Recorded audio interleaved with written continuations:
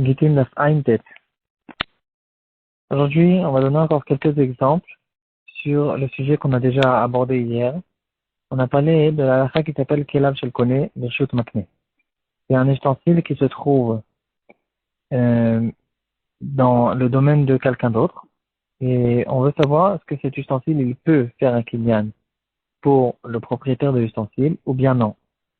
Donc en fait la question elle est-ce que le portefeuille ou le sac à main d'une personne qui se trouve dans un magasin il peut lui faire un kinyan? Est-ce que quand je lui ai mis, je lui ai déposé là-bas quelque chose, alors c'est considéré comme son khatser?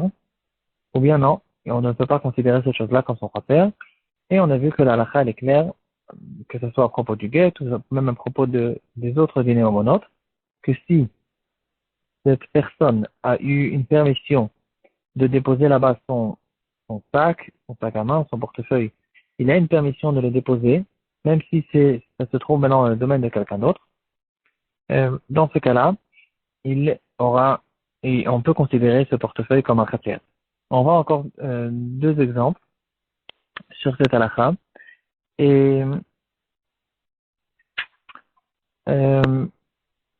non, en fait, déjà hier, l'exemple principal qu'on a vu, c'était à qui appartient l'argent qui se trouve dans les caisses de tzedaka.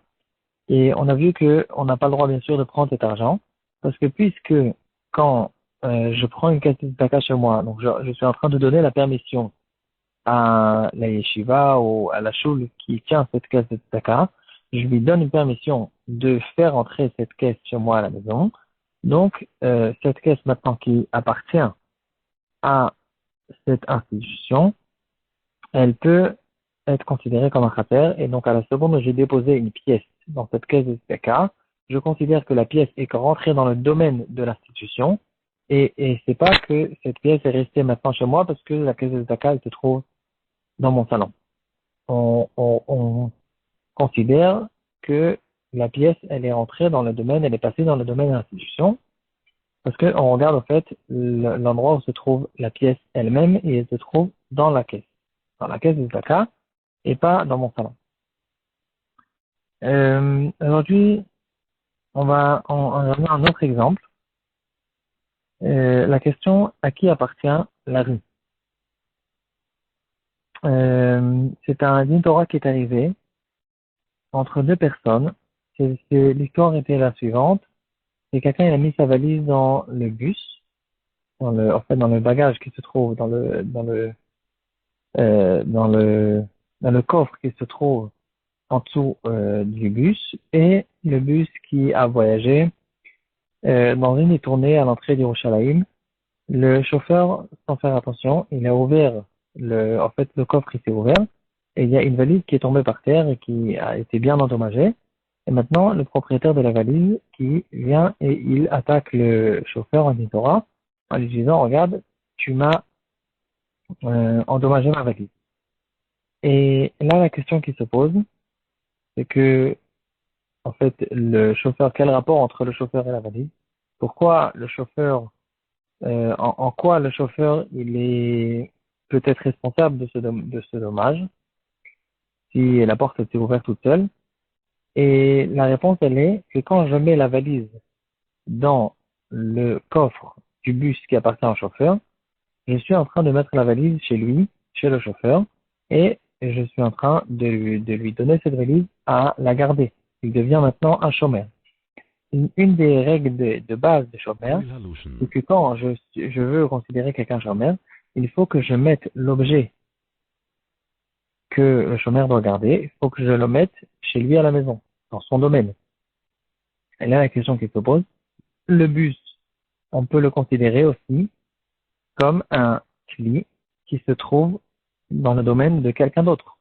Le bus, c'est comme le portefeuille, c'est un ustensile qui se trouve sur la rue. Et là, la question, c'est est-ce que le fait de rentrer une valise dans un bus, c'est considéré que la valise, elle est dans le bus, ou bien la valise, elle est dans la rue, puisque le bus se trouve dans la rue. Et en fait, ça aussi, on pourrait dire que ça dépend de notre question. Et là, les poskim, ils disent que puisque la rue, même si c'est un domaine qui est public, mais puisque le chauffeur il a la permission de mettre le bus sur la rue, chaque fois là où se trouve ce bus, il a tout le temps la permission d'être là où il est. Donc, puisque le bus, il a la permission d'être sur la rue, on peut considérer maintenant comme le bus comme un kelav chez le Koné Beshut Makne. Et donc, quand j'ai mis la valise dans le bus, je considère que la valise se trouve dans la possession, dans le domaine du chauffeur, et donc maintenant, il peut être responsable en tant que chômeur. Bien sûr que ça dépend encore d'autres choses. Est-ce qu'il y a une pshia, est-ce qu'il n'y a pas de pshia, est-ce que c'est sa faute, etc. En tout cas, point de vue chômeur, ici, on peut rentrer dans la question, on peut se poser la question, est-ce que ici, il y a le chauffeur, on peut le considérer comme étant un chômeur parce que il y a un kelav, je le connais, de chauffeur. Une autre nafkamina qui n'a pas du tout de rapport, qui peut sortir de cette halakha, de kelav, je le connais, de chauffeur, c'est une halakha qu'on trouve dans le Minchat Yitzhak, avec Dalet Iman Vav, et qui peut concerner beaucoup de juifs qui habitent en Chutz La'aretz pendant la période de Pessah. On a l'habitude de jeter à la poubelle tous les chametz qui nous restent. S'il nous reste beaucoup de chametz, on garde peut-être les 10 miettes de chametz qu'on a récolté un petit 4 chametz. Si on peut si on a l'habitude de les brûler, et on brûle aussi encore un petit peu de chametz, mais en tout cas, il y a beaucoup de chametz qu'on jette en dernière minute dans la poubelle et on se débarrasse du chametz de cette manière-là. Là, la question qui se pose, il faut essayer de déterminer au fait quel est le statut de cette poubelle. La poubelle, elle se trouve encore chez moi. Elle se trouve dans mon immeuble. Et peut-être que c'est considéré que je n'ai pas sorti du tout le chametz de mon domaine. Et en fait, ça marche pas. En Israël, en général, euh, puisque l'État, il reconnaît, au moins dans la majorité des mairies, on reconnaît, tout le monde sait qu'il y a la fête de Pessah, et donc ils font très attention de toute la nuit, de vider toutes les poubelles et de ne rien laisser comme chametz, en tout cas chez les gens, ou dans les poubelles qui se trouvent dans la rue.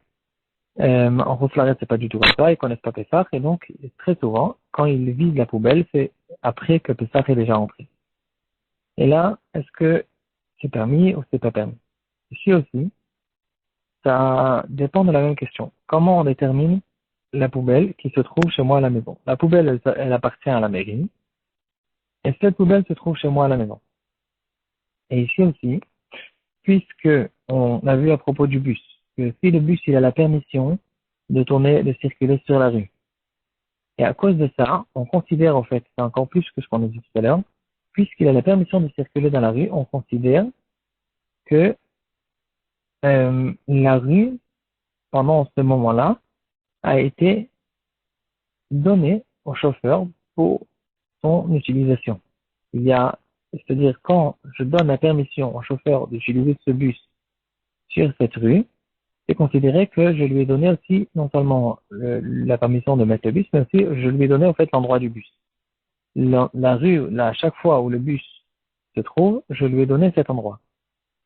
Et c'est à cause de ça, en fait, que je considère que maintenant, le bus, il peut faire signal des choses que je mets dans le bus. En tout cas, en revenant dans le cas du Khamet, puisque les poubelles qui se trouvent dans la mairie, les poubelles qui appartiennent à la mairie, ils ont eu la permission des gens qui habitent dans cet immeuble de déposer les poubelles à cet endroit-là.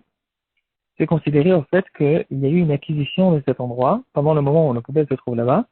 Il y a eu une acquisition de cet endroit pour la mairie. Donc, si on dit comme ça nous a sauvé aussi du problème de Khamet.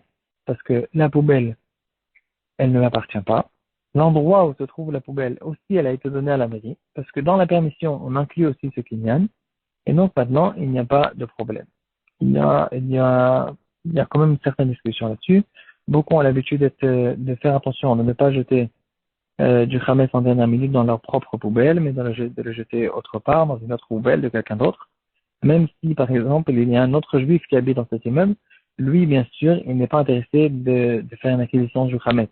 Donc, je sais considérer que moi, je l'ai sorti de mon domaine, lui, il n'a pas fait rentrer dans son domaine, et donc on ne jette pas dans notre propre poubelle, mais quand même, si on le fait, ici, on pourrait dire une belle svara, qui peut nous aider à nous sauver de ce problème de Khamet, justement en disant que la poubelle qui ne m'appartient pas, et l'endroit où se trouve la poubelle qui a été donnée par la permission des habitants à la mairie, ici aussi, le Khamet ne se trouve pas chez moi grâce à cette svara. En fait, ça dépend aussi des endroits. Peut-être que dans certains endroits, le statut de la poubelle, c'est considéré, en fait, à qui appartient la poubelle. Peut-être qu'il y a dans certains endroits où les poubelles appartiennent aux habitants et pas à la mairie, donc ici, ça nous changera cette halakha. En tout cas, on a vu aussi des exemples qui peuvent nous concerner aussi à nous, sur ces halakhot de Kinyan Khater, Kelav Shel Kone, etc.